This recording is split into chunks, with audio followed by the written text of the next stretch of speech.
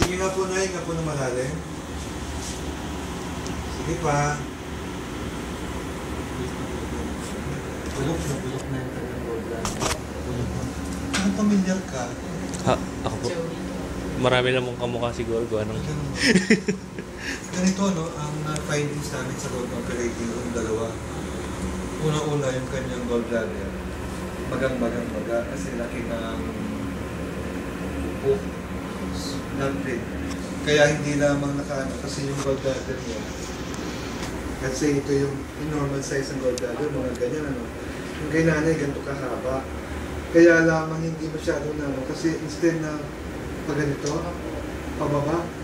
Kaya abot na abot hanggang dito yung kanyang ano, abot hanggang dito yung kanyang gallbladder.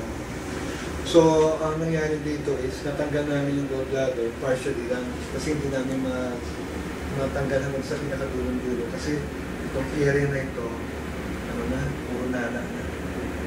May mahirap na mag-dissect in this area kasi nandito yung common bile duct. Maraming mapipisala.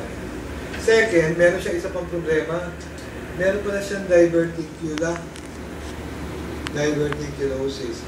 Ito ay isang klaseng sakit sa bituka na nagkakaroon ng parang lobo. Meron ng area si nanay na pumutok na eh. Pag yun ang pumutok, parang pumutok na appendicitis, sabi ng tayo niya. Kasi tataka ko, bakit parang merong nakalabas na parang bilog na parang kode na matigas. Yung ginaganon ko, ano na pala siya, yung wall ng kanyang colon, kasi nipis na ng paper.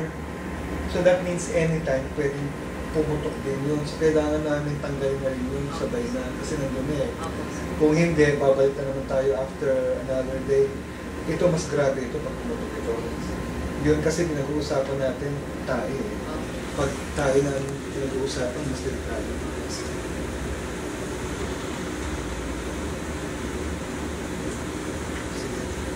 May payo lang ako.